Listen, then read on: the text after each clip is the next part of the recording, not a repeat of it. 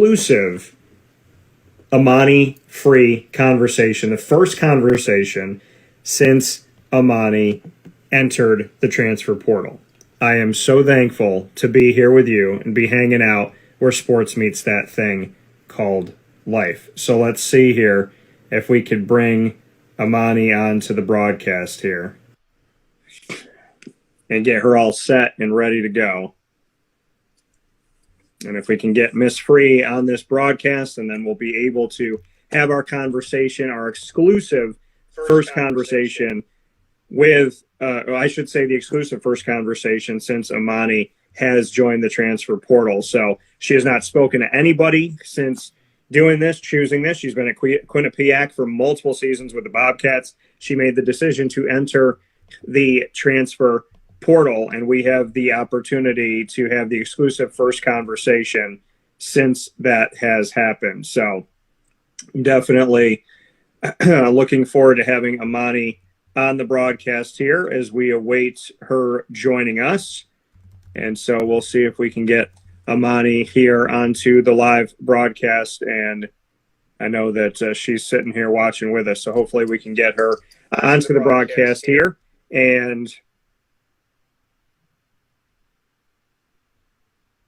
we'll continue to put her in here, and hopefully we can get this all set up and ready to go, as I'm very excited for Amani. There she is. Oh, my goodness. How are you? Good. How are you? I am doing fantastic, Amani. Wow. That you know what? All I got to say is persistence is what works. So how is life? How's everything going? It's going well, recruiting process, getting school finished up. Yeah, and you have the opportunity to get re-recruited again. So what has that been like for you? It's an interesting process. It's kind of like you're fresh out of high school again. You're talking to college coaches. You're taking visits to see what place will be your second home away from home. Yeah, and you having the opportunity to do this again is really incredible, right? Because now you get to go through the recruiting process again.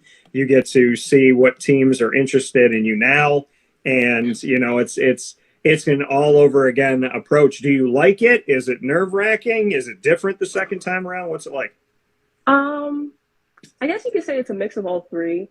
It is a bit different because you have that collegiate experience. So you kind of know what's actually going to happen and then what's not really going to happen.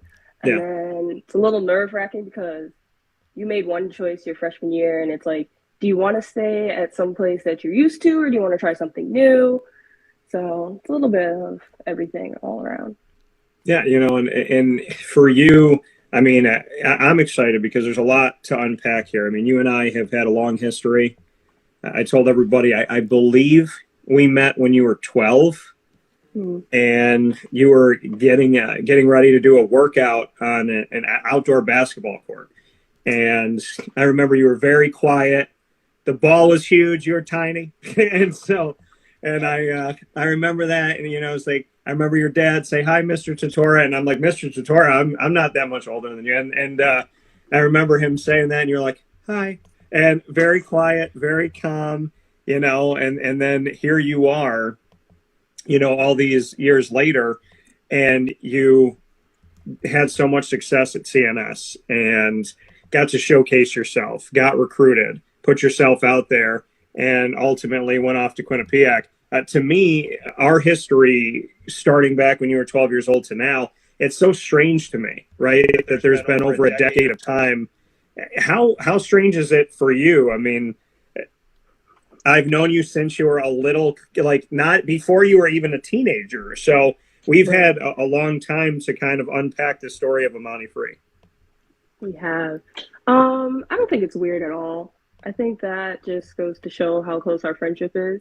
It's lasted so much over the years, so I'm very appreciative of that. So thank you for that.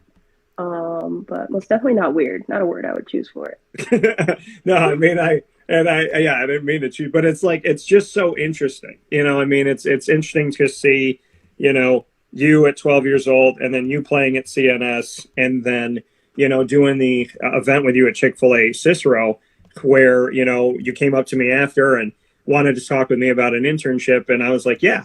And your dad was like, no, I said, no. I said, Amani, if it's not an if, it's a when. When you want that, you'll have it. And you kept your word. You got back in touch with me. And when you got back in touch with me, and you said, I really want to do this, we made it happen. And we got to work together. And, that internship counted for you at Quinnipiac. And I love the fact that we got to do that. And I feel spoiled. And now a couple of years removed from it, it's strange for me that I'm not used to, those, all right, I'll be over in a few minutes, and then having you right in the studio and getting to do free talks and cover a bunch of other things and whatnot. So, I got to say I miss it, but I do like my messages that I've been getting over the last few months of I'm coming back home. We got to get the show going again. So I'm excited for that. Agreed. Got to get free talks sparking up again. Yeah, and you told me the coaching staff enjoyed it. Quinnipiac had some fun with it, I guess. Yes, they did. I sent it to them the first time we made our first episode, and they're like, "Monty, when's the next one coming out?" Well, I'm not sure. Well, and the thing that's fun about it is, you wanted to get into broadcasting, and you were a little bit shy to it, and I was like, oh, it's just me and you. We'll just talk sports, and you were really kind of easing into it slowly. And then one day we were having a conversation about relationships, and I was like, you want to go jump in the studio and have that conversation? And there was no worry about you, no nothing. It was like you found something you were comfortable talking about that you just forgot about the nerves of it all. And it really turned into a great show. And I think, there has to be some video to it now, because the facial expressions we make toward each other when speaking on his and her side of relationships was also very interesting. That it was. So bring me into this decision to enter the transfer portal and this opportunity that you now have to go through the re-recruitment process. Yeah, of course. So it was my senior year, of course, obviously. I am here now. It is a full season, so I had a season to decide. It was, will I stay or will I take this opportunity to experience something new, since I've already been here for the past 4 years?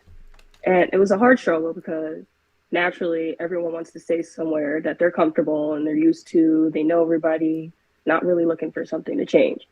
But something in me said, I've been here 4 years, it's time for a little something new. You never know, it's time to experience something. Just something other than Hamden, Connecticut, like I have for the past 4 years. And so I went to the coach's office. We had our end of the year meeting, and we had a discussion, and the coaches were very accepting. They were very supportive of my decision. They said if I ever need any help, they're willing to help.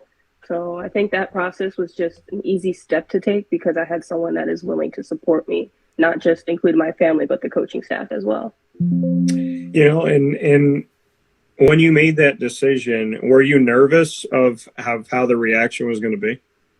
I was a little bit nervous, but my team was like, it's okay. Like, we understand as well. I think the coaches are going to be happy. They'll understand as well. So I think that was just even more encouraging to just finally say something to them. Yeah, and with you saying that, and with you kind of saying, listen, I think it's best for me to kind of take this journey and see where I can go. What went into making that decision for you and ultimately making you choose that road?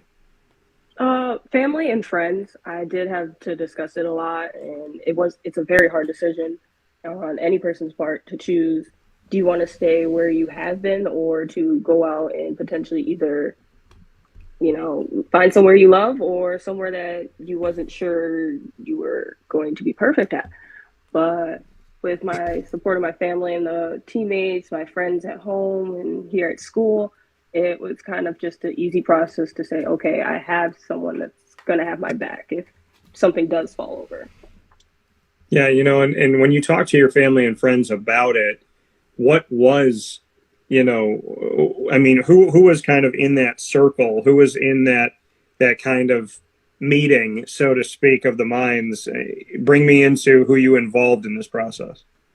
Most definitely my parents, of course, my siblings, because they're older than me, so they know their college experience, so they're helping me try to figure out, like, okay, this might be a good fit for you. You may like this, you may not like this, I'm not sure. Friends, I kind of kept it to my close circle.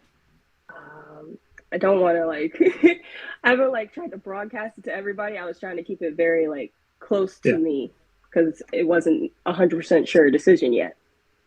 When you talked to your siblings about it, what were the main points you took away from what they thought? Oh, one was you need to go somewhere new.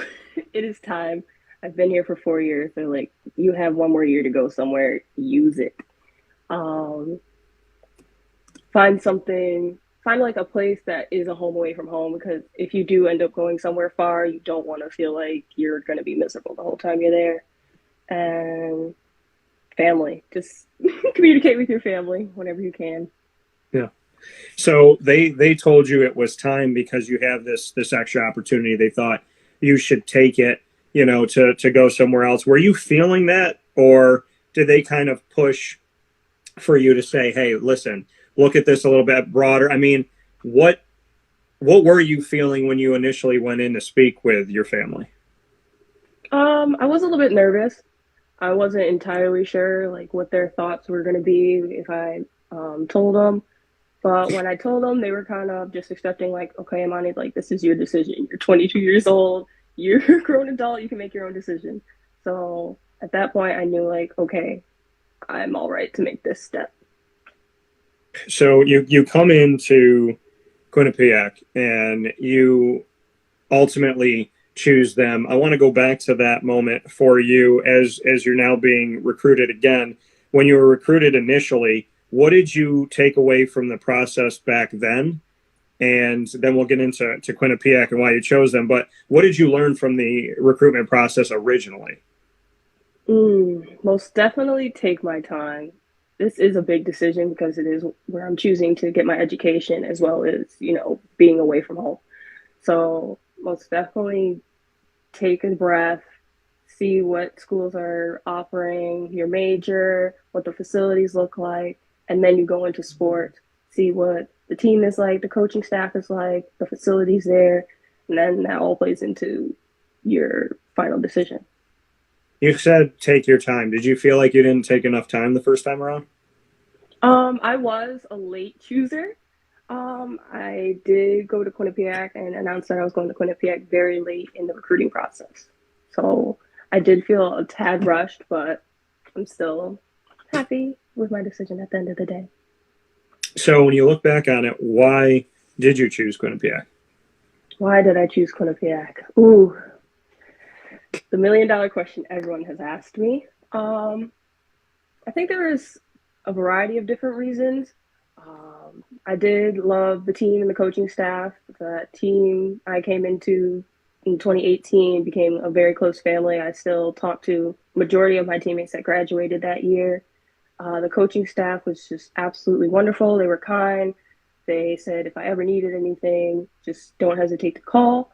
The campus was absolutely gorgeous. They had my major, journalism, which was perfect, and they're ranked high in the universities for journalism. And their graduation rate for communication school is top tier, which played a very important role because school is absolutely important. Academics, everyone listening to this laugh. Academics. And it was close to home, which is very important to me because I'm a very family person. So I need to be able to get back and forth. So for you, you make that decision. We look back on your time there. What were the things that challenged you the most at Quinnipiac that you look back on and say, these are the things that I really, really was pushed by to become a better person? What were some of those things at Quinnipiac that you feel like had challenged you? Well, it's definitely talking. I do not like speaking or communicating. And it's crazy because I am a journalist major, so you're required to kind of talk. But I did not like having conversations. I did not try to make new friends. I was very kind of sit in the back of the classroom, keep to myself person. But over years, people kept picking at it like, Monty, you have to communicate. You're in college. You're about to be a full adult. You need to be more open. And over the course of the 4 years, I really opened up. What made you open up? Ooh. I'd like to say my friends. My friends really did bring that out of me because as years went on, I was always friends with someone who's older than me. Like Erin McClure, she was like, "Mom, you're gonna have to open up next year. I'm graduating. I won't be here. Just talk to you only." And then that following year, I had Vanessa, who is my best friend, and I'm so grateful for her. And she graduated last year, and she was like, "Monty, this is your final year. You're gonna have to be that person that someone is willing to talk to or reach out to someone else that needs to talk to someone." Yeah. And at that point, it really struck me like, okay, I'm now the oldest. Like, people look up to me. I need to be willing to communicate. Speaking of Well, my bestie, she's on here. I saw that while you were talking. I was going to say something. You saw it first. So, speak to that relationship a little bit more because you and I had talked about it before. Vanessa, such a great friend. She has almost been at Quinnipiac my entire career. So I did play with her for the past 4 years prior to my senior year. It was just a unspeakable bond that just instantly connected. She knew that I was quiet and she's very fun, outgoing, so she really brings that side out of me. Um, I talk to her almost any chance I get. It could be just a regular conversation, like, hey, checking up on you, or something happened and she just wants to spill the tea, or I need to spill the tea. Um, it's just an absolute great friendship, and I thank God every day for her.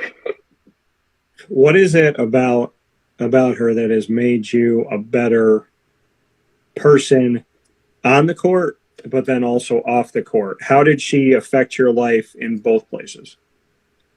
I like to say that she affected me with encouragement. I feel like personally, she knows that I get down on myself a lot. I'm very, very hard on myself because I like to be perfectionist. But she's like, Monty, not everything's going to be perfect 100% of the time. Like, it's okay to make mistakes. But at the end of the day, you're still going to be a great person, human being, and do whatever you need to do at the end of the day. I do want to give respect to her as well that she saw the OVO shirt. So, I'm wearing October's very own because, as Amani knows, I'm a big Drake fan. I was born in October, and I'm a massive Raptors fan. So I have all the gear on today. I was talking a little bit about it earlier here when we were getting everything set, Amani, that the Raptors, as you know, I know they're not your team, but they're my team.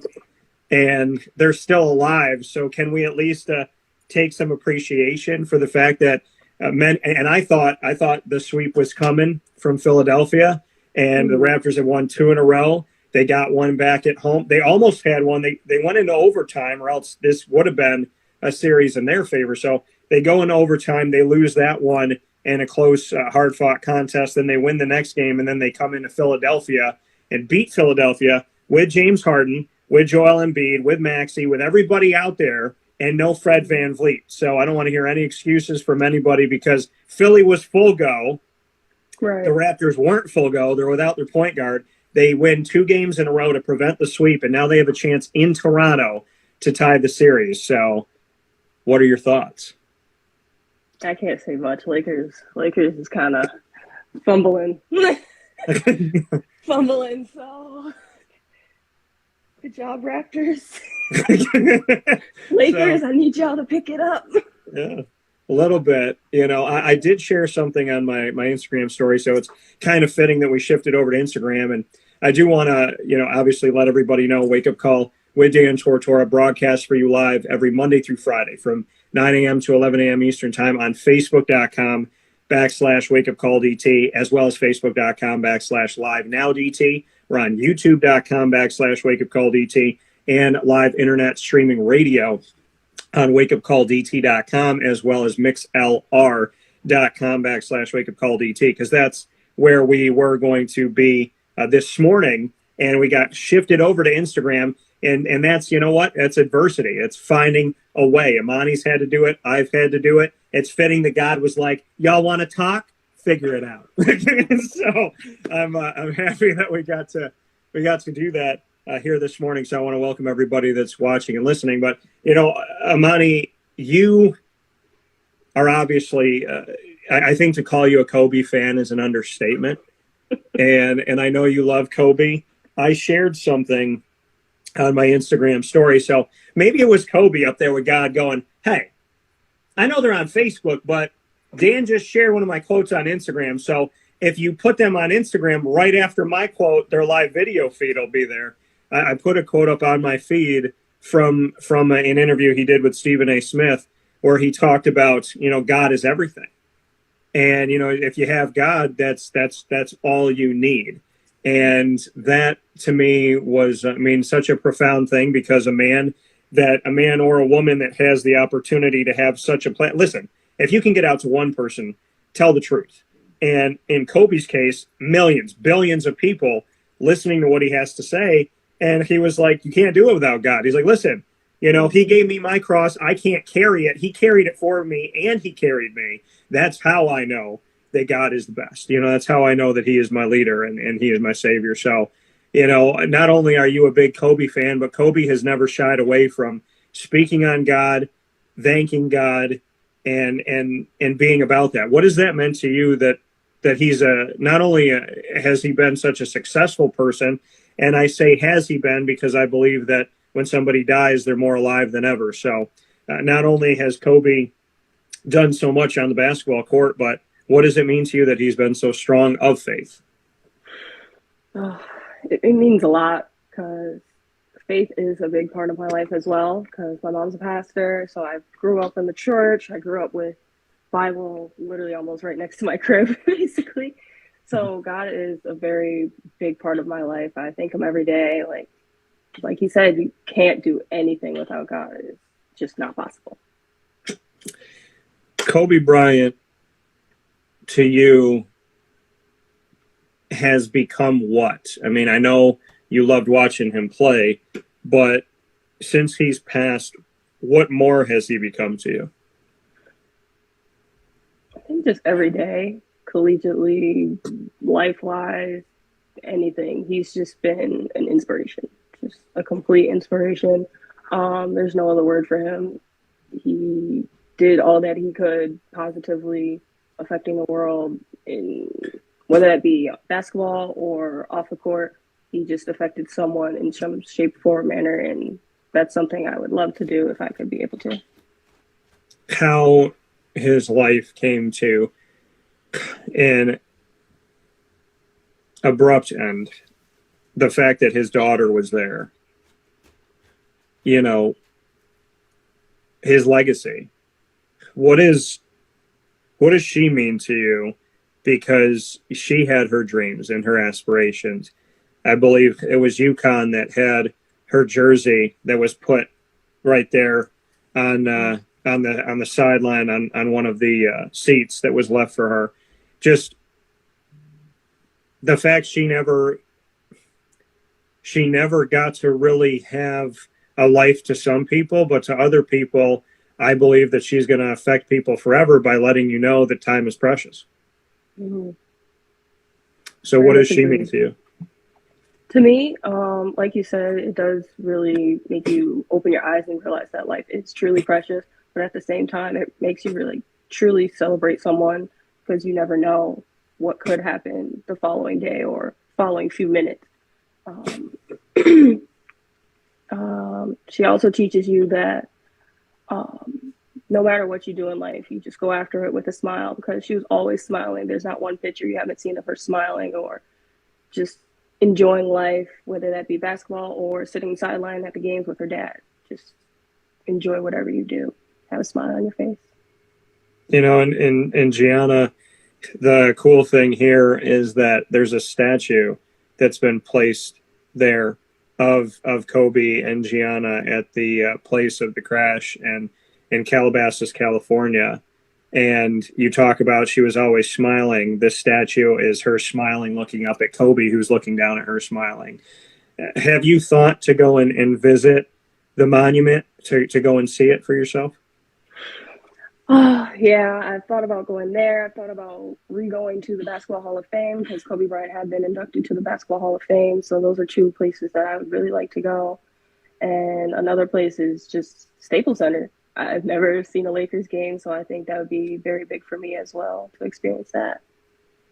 I think you Yeah, I definitely think you should go there. I think you should wait. Just a little bit. think you need to give them some time to figure it out. But how? I mean, let's go to that. I mean, Kobe Bryant, the legacy that he left with the Lakers, the legacy of Magic Johnson and Kareem Abdul-Jabbar, and James Worthy and Wilt Chamberlain, and the list goes on and on and on and on. Shaquille O'Neal, obviously, Nick Van Exel, the Eddie Jones. It's funny how I never grew up a Lakers fan, yet I can name them all without looking at anything. Their history is so vast. How are you feeling right now about the current team? I'll always have love for my Lakers. So if they're doing well, if they're not doing well, I'll still support them at the end of the day because I'm a diehard Laker fan, so that will never fail. Are you a LeBron James fan?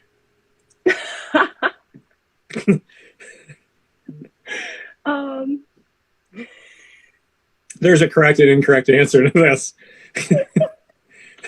I know. To me, there is. No, I'm just kidding. But I mean, listen, I have nothing against LeBron. Honestly, he is a true talent. He has got muscle on top of muscle. The man can jump out of the gym. He's an incredible talent. He's not Michael Jordan, and Michael Jordan never bought a championship. He had to win it with what he had. And people say, well, he had Scottie Pippen. Yeah, that wasn't him saying, hey, Scottie plays for Seattle, go get him.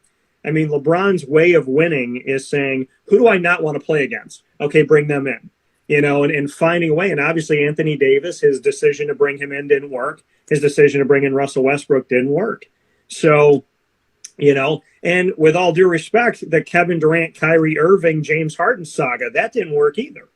So, and last night with the Toronto Raptors and what they did against Joel Embiid and James Harden, seeing them both on the same team, and it's like, okay, here's the two superstars. Is there a superstar on Toronto? Maybe Pascal Siakam, but besides him, who's the guy?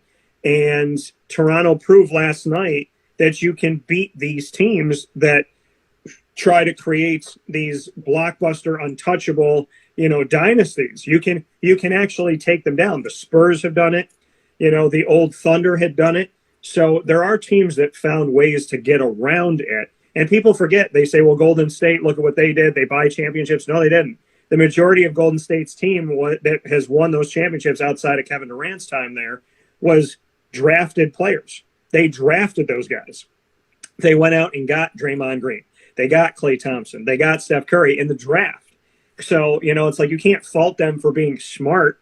So, I'm against the way that LeBron puts a team together, because instead of building a team, instead of building the youth, instead of, finding a way with what you have to grow that, he's not growing anything. He's always looking for a tree that's already grown. He's going to dig it up, cut the roots, and plant it somewhere else, as opposed to saying, I'm going to water this tree. I'm going to put it in front of the sunlight. It's this big now, and let's watch it grow out of the pot. He doesn't do that.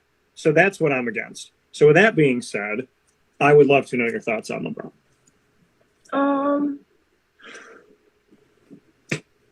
I want to say I like or dislike LeBron. I think he, like you said, is a great athlete, does a lot of stuff for the community. So I don't really have an opinion on LeBron James. I just let him do his thing.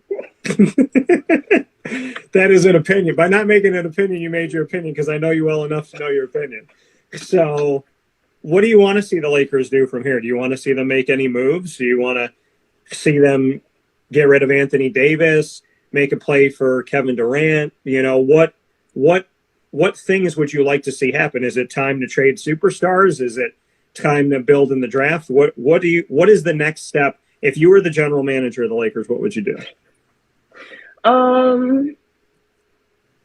Most definitely recruit some new people, especially from the draft, because you have incoming talent from collegiate schools. That's fresh legs, fresh everything. So that's going to be a big bonus. I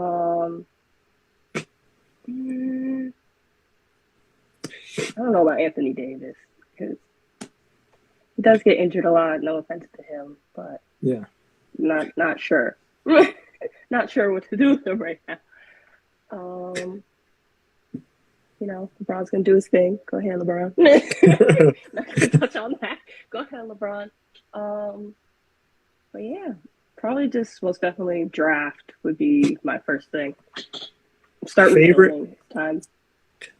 Favorite Laker of all time, not named Kobe Bryant. Come on. I want to know who your other favorite is.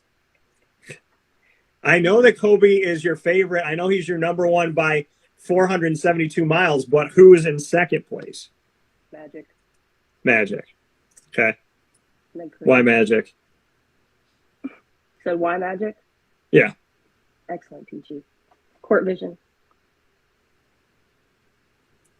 So for you, to go back to your game and to go back to what you've created and what you've done, I know you try to emulate Kobe Bryant and some of those pieces and whatnot. Do you feel like you successfully have brought into your game any elements of what Kobe did, how he dribbled, or his vision, or his ability to, make a turnaround jump shot, or his fade, or some of the things he did at the rim? Is there anything in your game that you feel like you have been able to bring in a Kobe-esque piece to it, in your opinion?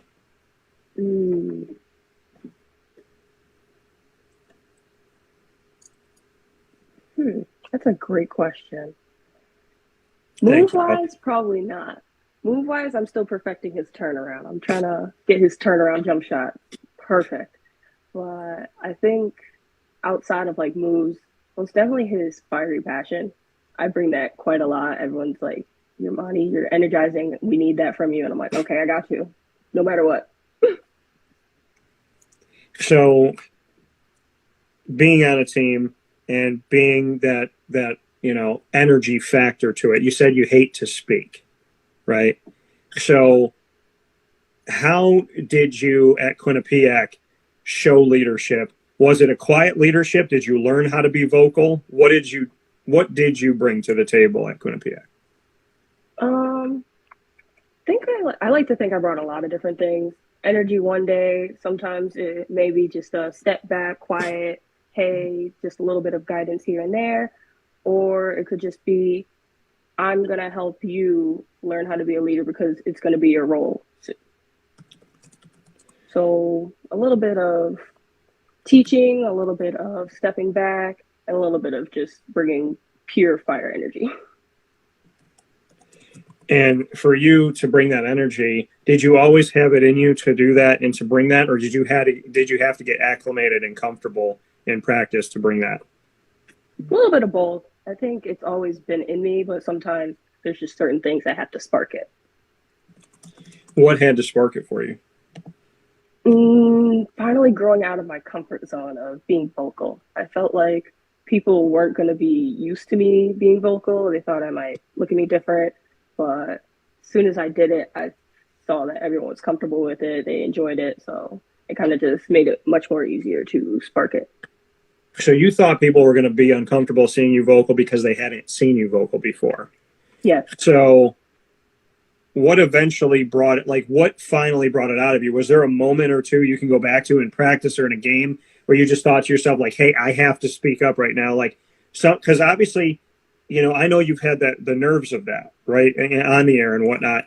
So what finally got you? Because I know with us, it was just a topic that you were comfortable about and you just kind of just got in the zone and did it.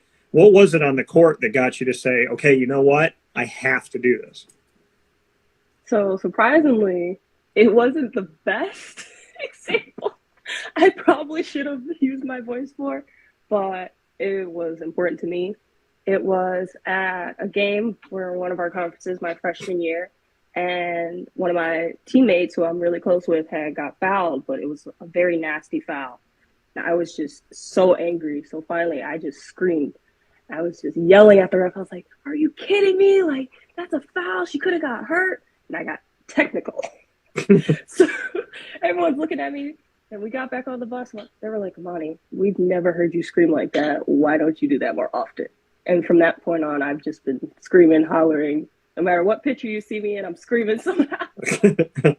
So what finally got you to say something was an unfortunate situation for one of your teammates. Yeah. I Finally got you to speak up. And it just made me so angry.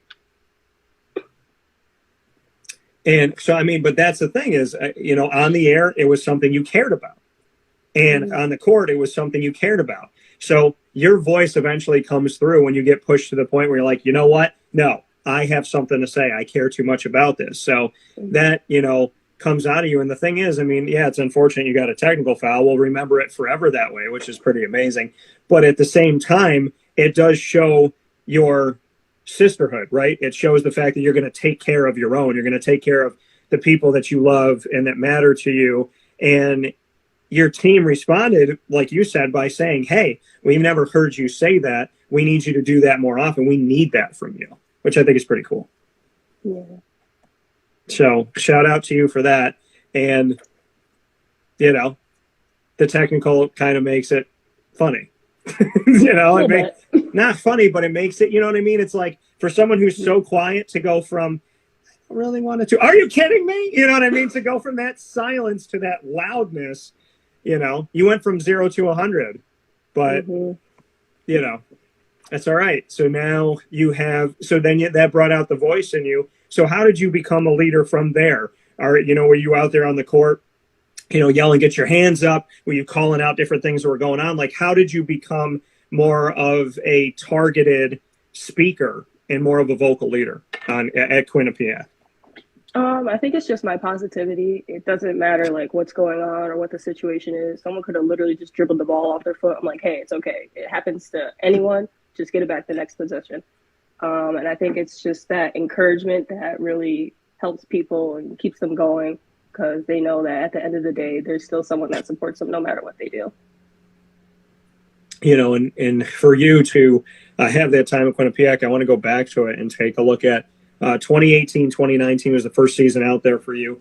23 games that you played in. What was it like to finally get out on the court and let everybody know kind of, because there's the red shirt, there's the weight, there's the different pieces that people have to go through. So bring me into before you got onto the court, just what you had to go through and if it was frustrating for you because you are somebody that always wants to be out there. I can't picture you standing on a sideline without pacing. Like I can't picture you without like scratching. It's not like, come on, like we got to go. So bring me into the fact that you had to kind of hurry up and wait initially.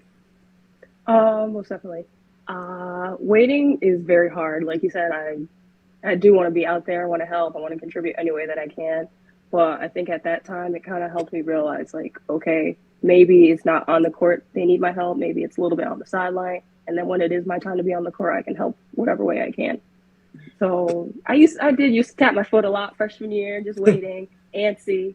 But it really helped mold me, as well as having like Aaron McClure, Paula Stratman, Brittany Martin as teammates who are seniors and they've experienced what I've experienced. So they kind of just guided me by giving me advice like, hey, your time will come.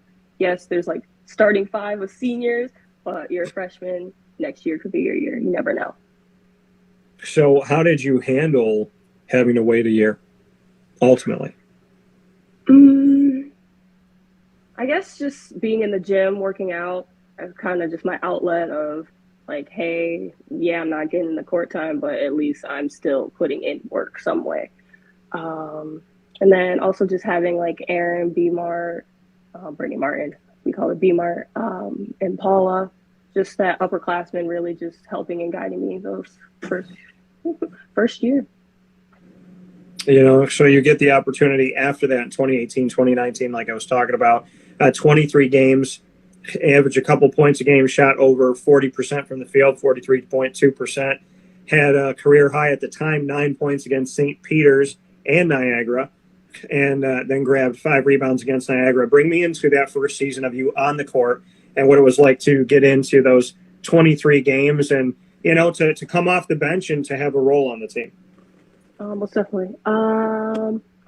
That first year, it was a bit rough because it was my first year playing collegiate basketball, so it's different from high school. The speed's a bit different. The coaching's a bit different. So that's something I just had to adjust to. I think it was also a bit challenging for me because I did go through like weight problems and like um, freshman year type difficulties. So that was something I also had to work through. And I think just at that time, it really was just learning and figuring out, okay, this isn't high school anymore. You have to do certain things a certain way and different things. How did you, when you said you went through like weight issues and whatnot, what did you go through and how did you get through it? Weight issues for sure. I think I did lose a lot of confidence my freshman year just based on like, okay, I'm not playing, so maybe I'm not doing something right. Um, I think that just played a big role in me being a student athlete. And then, of course, you're going into collegiate courses, not high school academics anymore. So it's a different type of workload. And that's something I had to adjust to, and I wasn't. So I was really just overstressing myself, overeating, and kind of just putting myself in a dark place, and just something I had to really fight out of. How'd you deal with that? Like, how did you come through it? Family for sure. My parents were very supportive of me. They came up, they come visit me, they would have a conversation. Upperclassmen, seniors, like, hey, Monty, like, are you okay? Checking on me here and there, and just really surrounding myself with people that genuinely cared about me. So you surrounded yourself with good people. Did you lean on your faith at all at that point? Most definitely had to. Um, I was very, very, very, very down on myself. And I just remember I would sometimes cry myself to sleep, or I would just have to pray at night, like just saying, okay, please let me know, like, this will get better. Because at this point, I'm not sure. So, how do you turn how did you turn the corner? Like you said, you had friends and family there, you're praying, but how did you ultimately turn the corner? Can you point to something somebody said or a moment that really made you feel like, okay, you know what? I got this. I'm going to be okay. Mm, I guess it would be the night my seniors were leaving and going home, like officially. Like they were done, season was over, everything. And Aaron pulled me aside and was like, Monty, like, it's about to be your time. Like, everything's going to be okay. No matter what, I'll still be here for you. I may just be graduating, but I'm just a phone call away. And you're stronger than anything that you come across. So at that point, I knew, like, okay, something's got to flip and I will be all right no matter what. So you got from that conversation, hey, I'm going to be okay. Even though they're leaving, like they believe in me, they're going to be here. You, you know, the things I know about you, Amani, as we're here in the Amani Free Takeover of Wake Up Call with Dan Tortora, and that's okay because I allowed it. But but having this Amani Free Takeover, the exclusive first interview since you entered the transfer portal from Quinnipiac, what I know about you is that yes, you are a perfectionist, and I can understand that from things in my life. But what I've learned is that I don't seek to be a perfectionist anymore. I seek to be the best I can be at everything I do, right? I want to be the best broadcaster I can be. I want to learn new things about production. I want to be able to ad lib on the fly, like today when we couldn't get something working in some place and I had another avenue and I was like, God, please just help this to work. Whatever it is, just help us to get Amani on here. I don't care how I have to tell the story as long as I get to tell it. So, I've backed away from being a perfectionist, and what I've put in place of that instead is to be the best I can be, right? To be the best friend I could be, the best son I could be, the best boyfriend I could be, the best husband someday I could be, the best dad to Lily, the best broadcaster, best business owner, to challenge myself to do the best I can do so I can put my head on the pillow. Because perfection is not something that I need. And what I really need is to just know that I'm okay and that, I'm enjoying what I'm doing. And I think, with you being a perfectionist, I think at times you stopped enjoying some things that you were doing because you were so hard on yourself. And I think, and we know this, and, I always shared with you in the times we spent together, how I feel about you as a human being. And, you have so much to offer the world, and you are such a rare person that I don't think you could ever go wrong being Amani Free. And I hope that you've learned that over time that, being Amani Free is really going to be your greatest achievement. Oh. But and it's true, Amani. I mean, I saw you grow in, when you did the internship with Dan Tortora Broadcast Media, when I had you here, I saw that growth. And there was so many things that little steps that we took. And it's one of the greatest things to look back on it and say, you came in saying, I want an opportunity. I want to be on the air. I want to broadcast. And you were so quiet and so scared and not sure of yourself. And then you walked out and I saw somebody who, loved what she was doing, was excited to do it, made it a point to get it out there. That confidence that came from you. And then you send me a video a few months ago and you're like, hey, here's my video of what I got to do at our TV station, check it out. And I'm thinking, this is the young woman that came to me saying, I want to do it, but I don't believe I can. When you sent me that video, I was like, you already won, Amani. Like you did it. You realized that the only person standing between you and what you wanted was you. And you walked past her. I mean, when you sent me that video, it wasn't about what you talked about. It wasn't about, what you wore that day. It wasn't about how your hair looked. It wasn't about anything other than the fact that if people knew what it took to get you in that studio, to sit at that desk and to believe that when they turned the camera on, you could do it, you already won before they even started it. And that, I know that, but it's like, I get to be a proud family member, right? I get to be a proud big brother to look at that thing and go, she just sent me a video of her being on air. I don't care what it's about. She won. I didn't have to watch it. It was like seeing the movie poster to a movie going, well, the fact that she's in it, I don't need to see it. I already know that it's a smash hit. Just give it the Oscar and let's move on. You know what I mean? So I really think that that you've already won. And if people knew what it took to get you on the air and to do that, they would realize that this is already a success story before. I mean, you're 22 years old, and to me, you've already beaten what you needed to beat to get to where you are. So I think it's only up from here, right? Right. Very much agreed. So bring me into that time on the air and what you took away from it. Ooh, Q&N. I actually have that today. So Q&N is our Quinnipiac News Network. It is also my senior capstone class. So for that, I am also doing my own personal project. For the project itself, I am doing student athletes and mental health, inside scoop of that.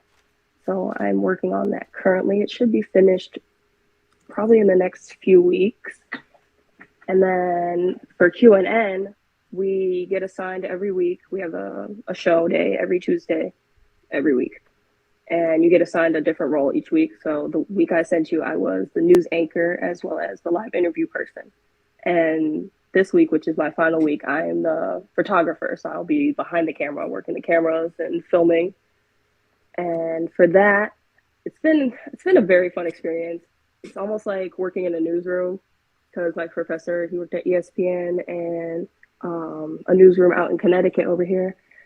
And it's just, it's a wonderful experience. We laugh, we make funny videos. We're in charge of making our own scripts and audio, which is really just helping us learn what it's going to be like when we do go into like a newsroom and the journalism field. So for you, I mean, from everything you've said, you've taken a lot away from this. Is there something that you like more than something else? Is there kind of maybe some things shaking out where you're saying, I really want to focus on this stuff out of college?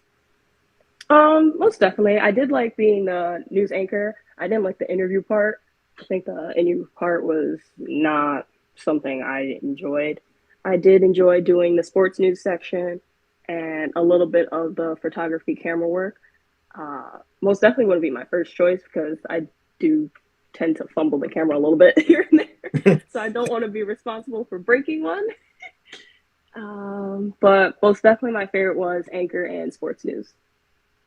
What is it with, like, was there something that you've done at Quinnipiac in broadcasting that you never thought you would like that you actually do like?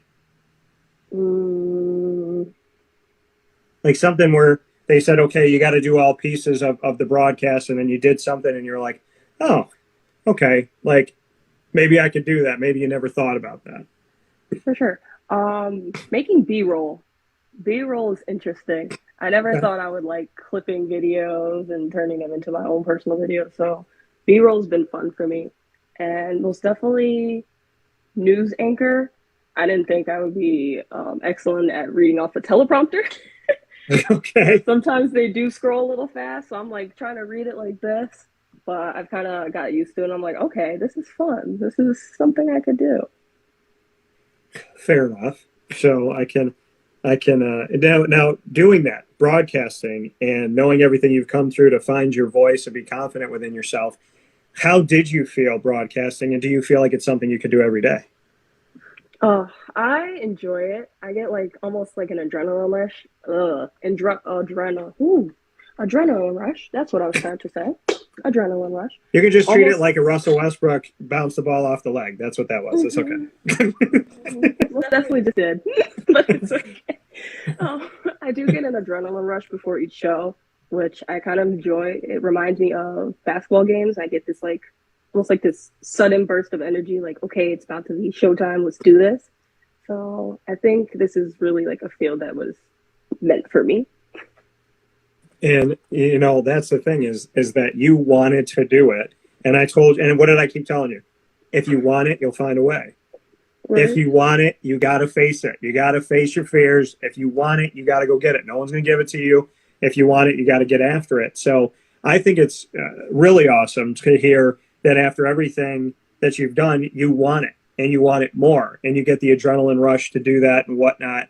You know, Amani, honestly, and I'm not saying this because of our relationship and our bond, you know, as family. I'm saying this because I mean it. I don't know if I've ever had a prouder moment seeing somebody the day they came in and then the day they finished their internship and going, she did it. Like, you came through it and in such a grand way. I don't know if I have a better success story that I've watched than your story. Thank you. You're welcome. So it's just a ploy for me to get you back for free talks. That's all this is. That's all it is. No, but we're gonna have to make a new segment. We're not single anymore. We gotta make a new segment. We're not single. That's true. That's very true. We have a lot to get into and a lot to unpack here in the exclusive first interview with Amani Free since entering the transfer portal. Let's go to sophomore year inside the Cafe Kubal studios here.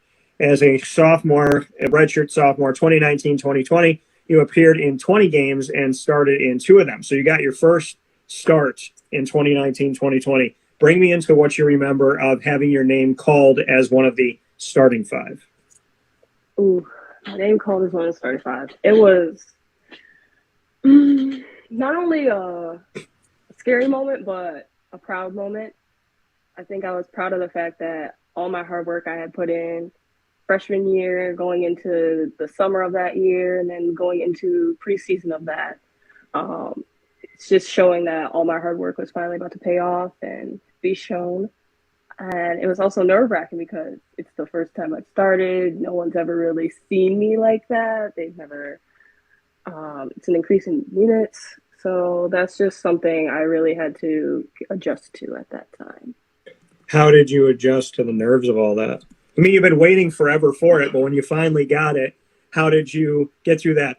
Whew, you know what I mean? Like when you hear your name and you're running out there, how did you adjust to that?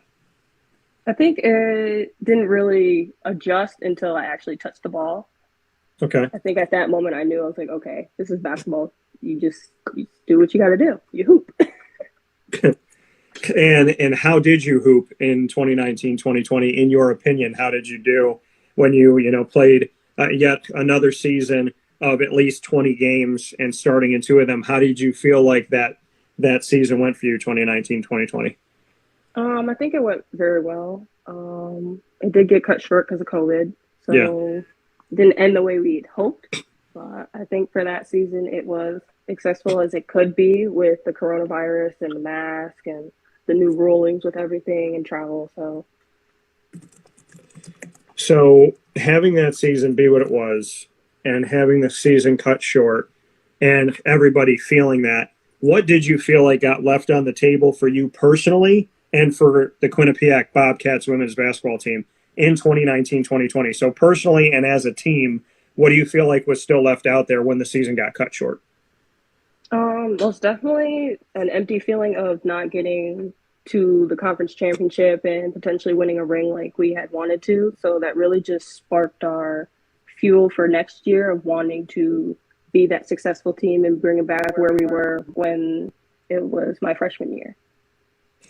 And so you get the opportunity this past season to rock with it, right? 2020, 2021, then we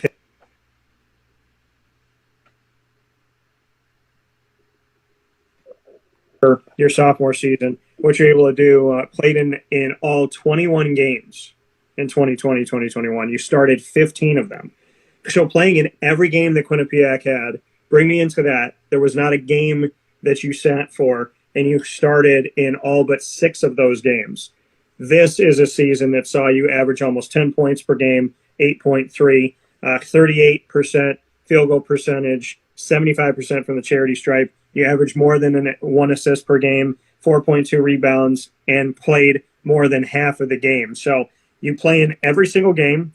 You're out there for more than half of each contest, and you start in 15 of 21. This, to me, is an ode to big old success here. So what can you say about 2020, 2021? A very, what word do I want to use for this? A very eye-opening one, I guess. Okay. A very eye-opening season. It showed that I can play to a high level no matter what, and that I should be doing it consistently. I think that's something I did struggle with sophomore year. I did have some games where I wanted to score, and there were some games I didn't. So junior year, I really took it upon myself to be more active on the court. And then I think just overall, it was just a very eye-opening season. You know, you say it's an eye-opening season for you to have that experience. You had a career-high 25 points against Rider. That was on January 23rd of 2021. You had 16.7 rebounds, 2 assists, 1 block, and 1 steal against Army West Point on December 12th of 2020. And you tallied 11 rebounds against Rider on January 22nd as well here of 2021. So this was a season that saw you get double-digit rebounds, saw you get 20-plus points in a game, saw you have really a complete game against Army West Point. What got into you that you finally started to catch your groove? Because looking at these numbers and looking at the success that you had, it brings me back to high school at CNS for you, right? When you really got comfortable and you started to do what you needed to do. Yeah. I think I did, like you said, get more comfortable. I think at that time I was still a little bit timid because I wasn't 100% sure if it was something I should do, if I should be aggressive offensively. So I think at that time I realized, okay, it's all right to be more aggressive. It's okay to take some shots instead of being very hesitant in my game.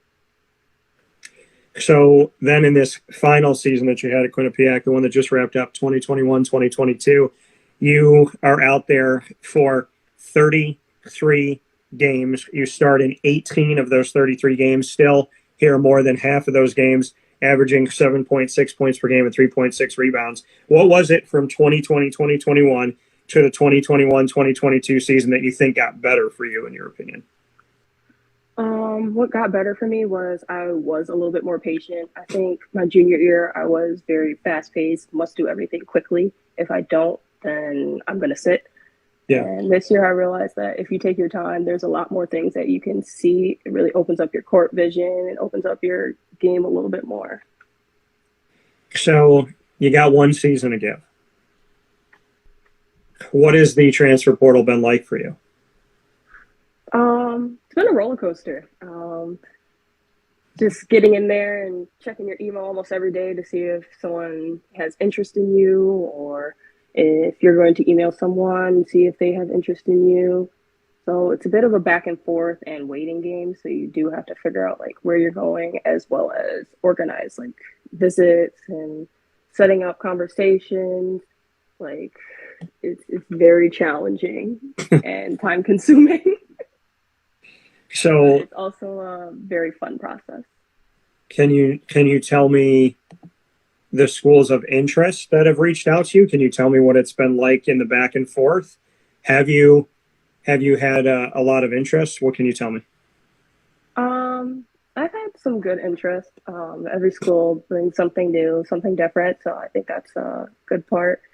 And I will not discuss what schools, but I will say I'm very appreciative of all that have reached out and that they're taking interest in me as not only an athlete, but as a person as well. And yeah, it's just a fun process, you know, learning each coach and seeing who they are, and talking with them and seeing like what their school is like, what their program is like. I know you keep it very close to the vest, and I didn't imagine you were going to share the schools. But can I at least ask this? Is there a good amount across the country? Like, will you have a plethora of opportunity? Like, will you have in this recruitment process in the transfer portal, do you feel like there is a good number of schools that would provide for you good opportunities? Is there a pool to choose from that you feel good about right now? Yes, of course. I think, like I said, every school does bring something different. So it's just kind of based on who you are as a person and what you're really looking for. But for me personally, I do think I have a good amount of options that are fit for me as a person. When would you like to make your decision? I'm hoping to have my decision by at least before the end of next month. So Okay. Before May is over, I'd at least like to know and have set where I'm going. I'm going to ask you this, and I know it's on the spot. But we got to do the exclusive first interview since you entered the transfer portal, which we're doing right now. I respect what's been close to your vest. Anything that you give to me off the air, as you always know, stays with me and goes nowhere. So when you become closer to making the decision, and when you do want to talk about the schools, or you do want to talk about the school that you choose, will you allow me on Wake Up Call to be your announcement? Okay. So, I had the process where I was like, yes, yes. So what did you have to think about? What's I was like, wait, what did he just ask? And then I really thought, I was like, oh, he just asked if you could say when you it. make your announcement, can we do the announcement on the show is what I'm saying. Like that's my first announcement, or like after, like a follow-up? I'm saying when you announce, how would you like to do it? I will probably announce like I did on my Instagram page with me being in the transfer portal. I'll probably make a post about it first. And then we can have a discussion. Yes. Yeah. What I'm saying is the first show that you're on. Yes. You made me my first show. Yes. Because I respect when it comes to, you know, anybody in the process, put it out yourself, put that post out. And I always say, once you got that ready, can we jump into it after that? Because I think that you personally on your journey should be able to put out your message. I'm saying that once you have made your decision and you want to talk about it publicly, can Wake Up Call with Dan Tortora be your home to do that, like it is now for the transfer portal? Yes, I would be honored. Okay. So, and hopefully we can maybe find out a way to do that in person if we can make that work too. Maybe we can figure that out. But I know you got things coming up. I know you got workouts. I know you got conversations. There's a lot of things that are brewing for you, Amani. How excited are you to go through this again? I'm very excited. I think it's a great experience, you know, being able to basically start over again and just really find a new journey that you're going to put yourself on for this next following year. Having the opportunity to have one more season at it, and knowing that you have an education from Quinnipiac, and knowing that broadcasting and in this world, of journalism and whatnot that you want to be a part of it. How much does that play into your decision, the graduate opportunities for broadcasting at the school that you choose? I think that does play a big role because academics is important to me. So I do have to find a university that does have my program for graduate degrees.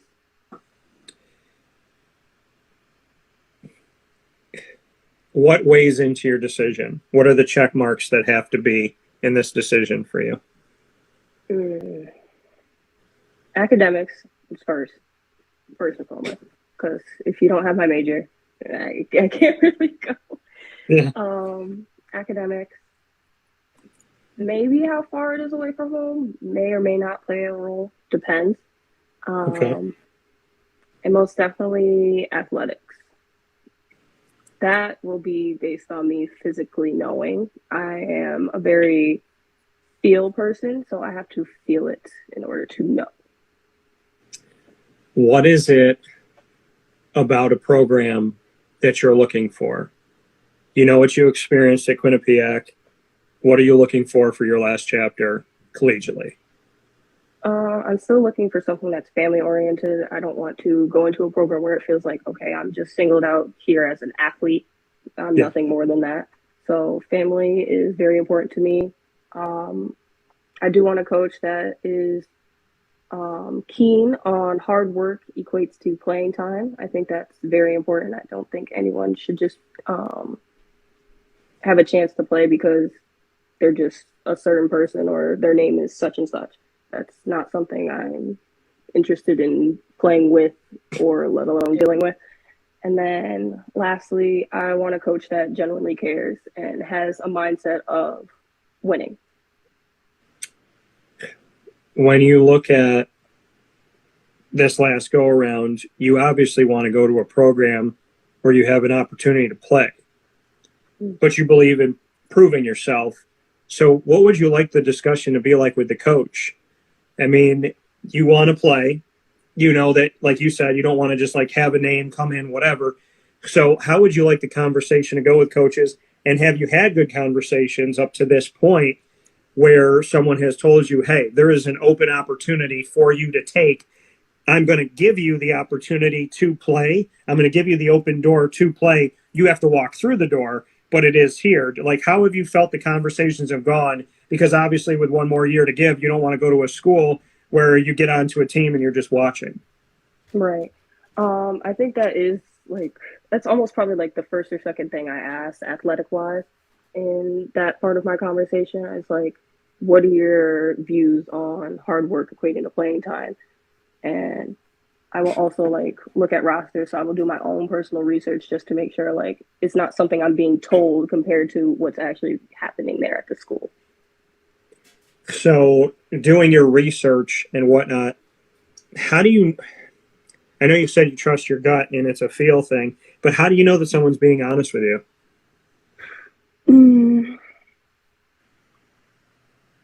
That's a good question.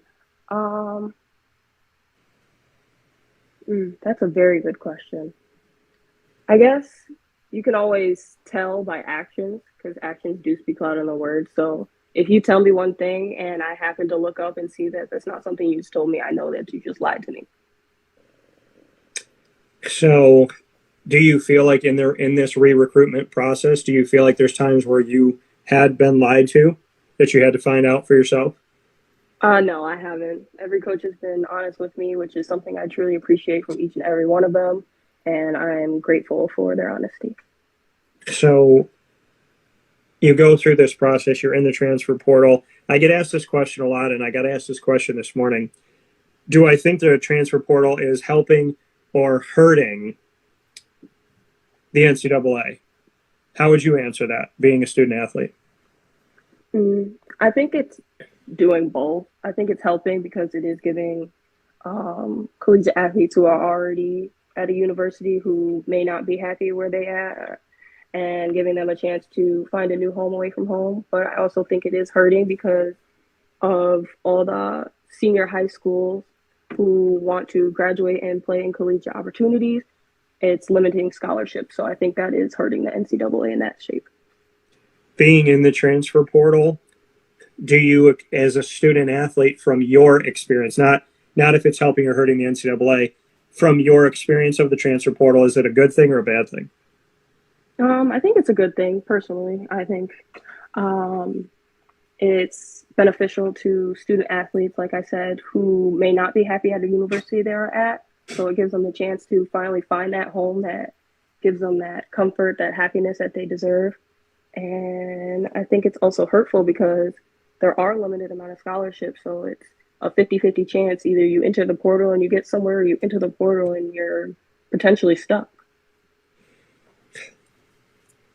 Did that weigh into your decision, the concern of being stuck, the concern of going in?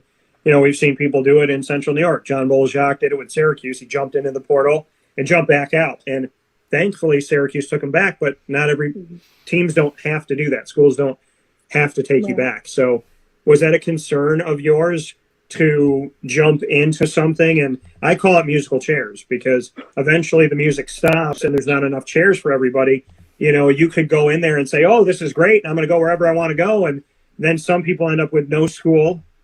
They don't have a degree like you have. So they have no school, no degree, no future. They're 19, 20 years old and they don't know what to do next. So did you have that concern of, hey, I can jump in here and not have a home? I think a little bit of fear sparked in me with that, but it wasn't like a big concern. Because I think at the end of the day, I knew I would still graduate with a degree. So I had a degree. So if something didn't work out, I still can go somewhere outside of basketball and just maybe further my actual career.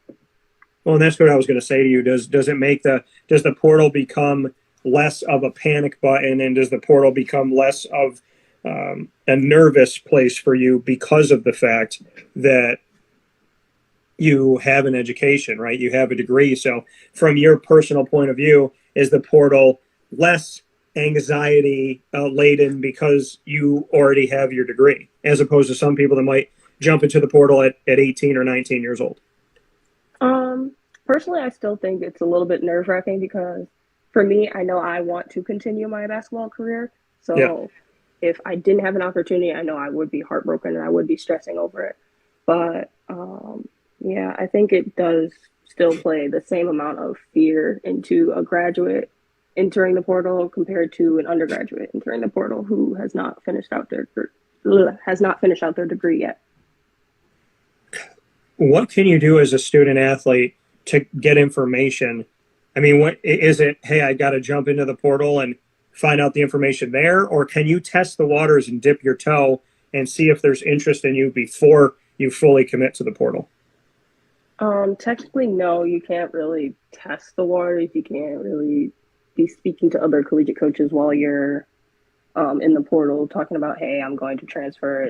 Are you interested in me? I believe that's an NCAA violation. Yeah. But you But can do you wish that there was research. something like that? Do you wish there was a way to kind of like dip your toe before you jump fully, because you are taking a giant gamble when you do want to continue to play? Right. I don't think I wish there was somewhere to really test the waters. I guess you could really just ask someone who's already been in the portal or do your own personal research on what the portal's like rather than, seeing, hey, like this school's going to show interest in me. Maybe I'll leave now. What did mom and dad? Oh, sorry, go ahead. Oh, no, you're good. What did mom and dad say? Mom and dad agreed with me. They think if this is the decision I want to make, then I should make it. So how are they handling your re-recruitment? Are they anxious? Are they nervous? Or how are they? I think my mom kind of just wants me to choose what is the best option for me at the end of the day. She knows I'm going to make the right decision regardless. I think dad's a little nervous because I know he just wants the best for me at the end of the day. So I think that's just really his main concern. So we're here at the end of April. You want to have your decision in about a month's time. Do you feel that you might already know? Or at this point, are you still very much open to whatever's coming?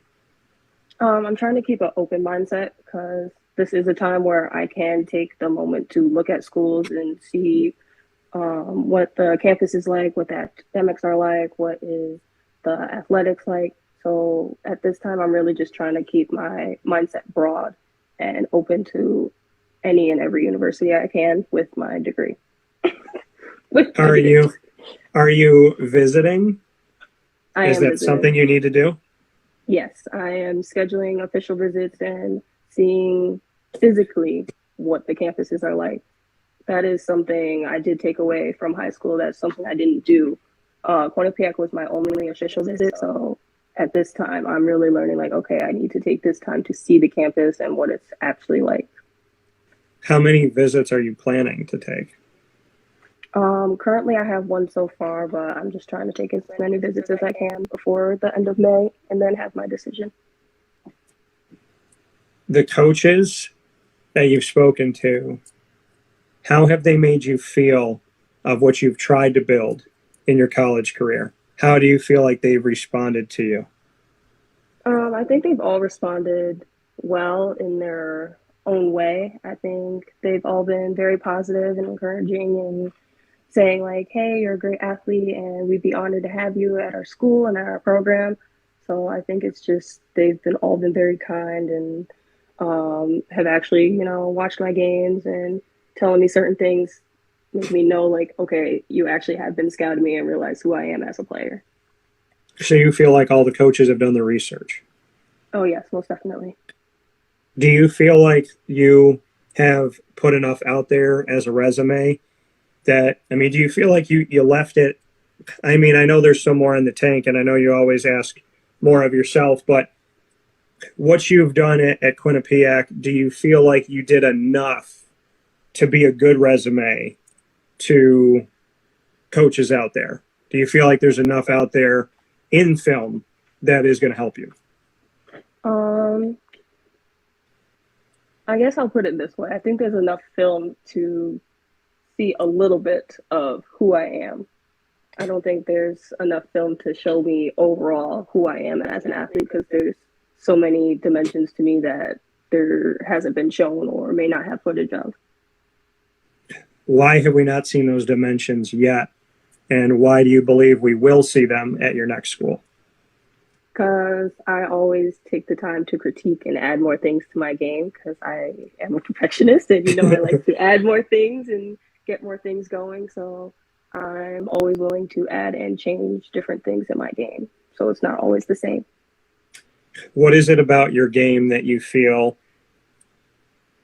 are going to be some exciting additions?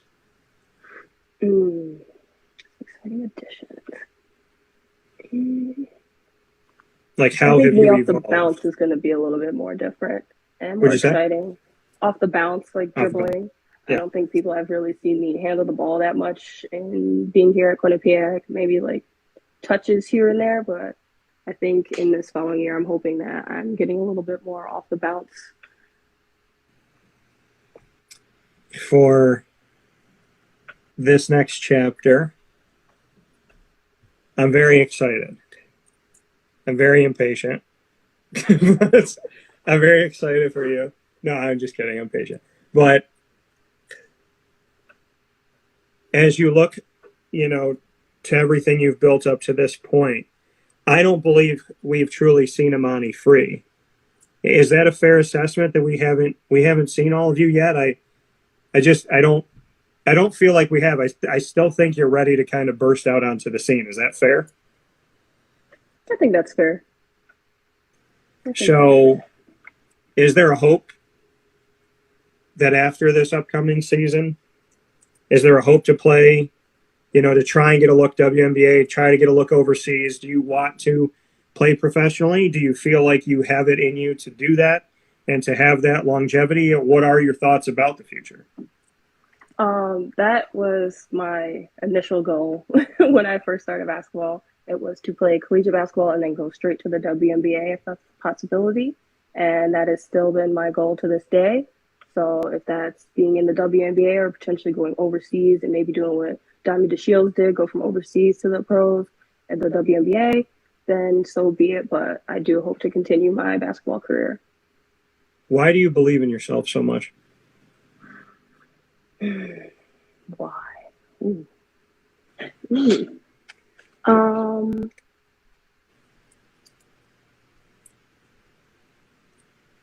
I guess if you don't have belief in yourself, who else can really believe in you at the end of the day? Besides God, God will believe in you no matter what. But if you don't believe in yourself, who else can truly believe in you? Because if you don't have belief in yourself, why is someone else putting belief in you? I think that's a perfect way to answer that. You're a Central New York born and raised student athlete. Why should the world pay attention to Central New York athletics? Why should Central New York and upstate New York athletes get paid attention to? Why should they get a spotlight? I think that even with us being a small area, there's so much talent out there, whether that be Samir or Micah, who's playing at Cincinnati, Charles, who's playing at Bryant. There's just so much raw talent that has gone maybe unseen just because of where we are located. We're upstate New York. New York doesn't even consider us New York. It's just a small area.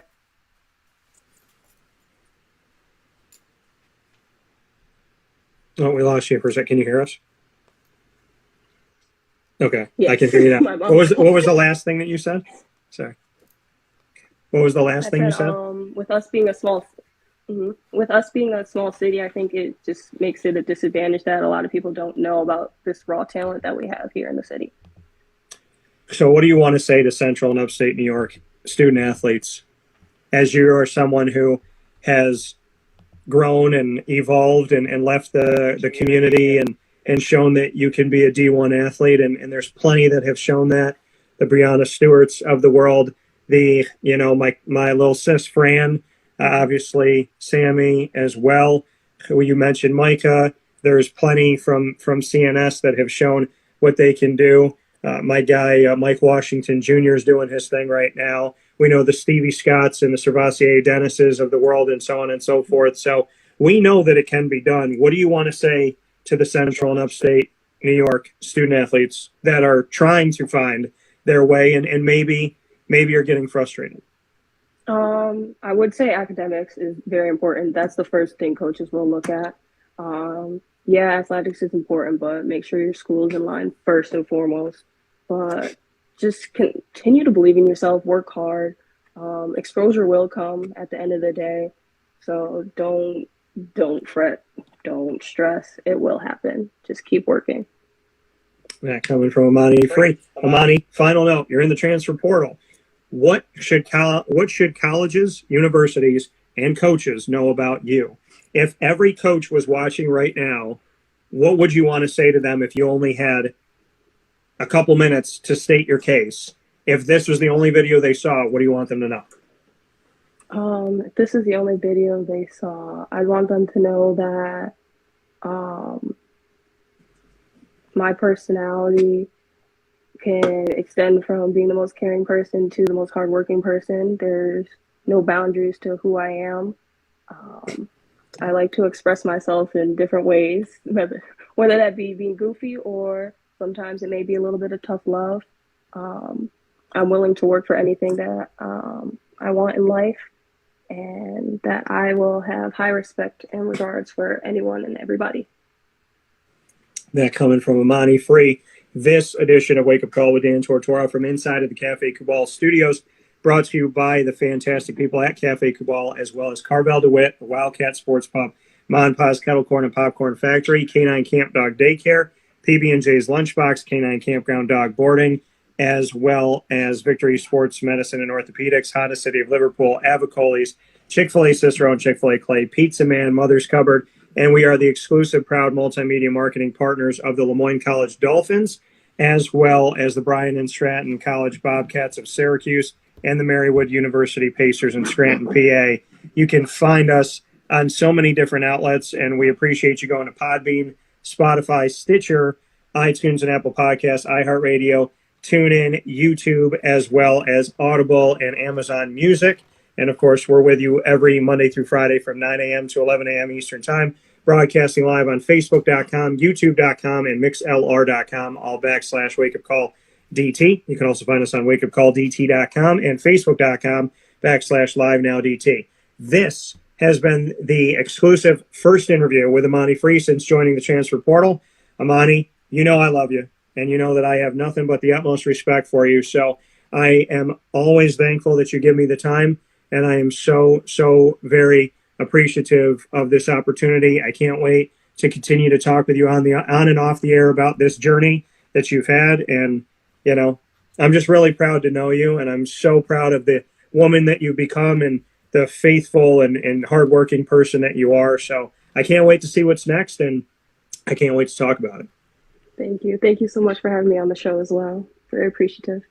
Well, I'll look forward to talking with you soon. And in the meantime, go out and check out Free Talks and all of our shows that we've done up to this point on the DTBM network. And Amani, as always, stay safe, and I look forward to talking with you soon. You do the same. All right. Take care. Bye. Take care. That comes from Amani Free here on Wake Up Call with Dan Tortora. I want to thank you for being a part of today's broadcast. And for those of you that are devout to us on Facebook and YouTube and MixLR, we're going to go and we're going to do a bonus show today because I am not going to leave y'all hanging. We had to ad-lib and get on Instagram so that we can make sure we had Amani here. But that doesn't mean that we're not going to still do another bonus show because I promised you that and I keep my promises. So follow us over there. I appreciate you. Thank you all for everything that you do. And as always, God bless. No stress. Do your best. We'll talk soon.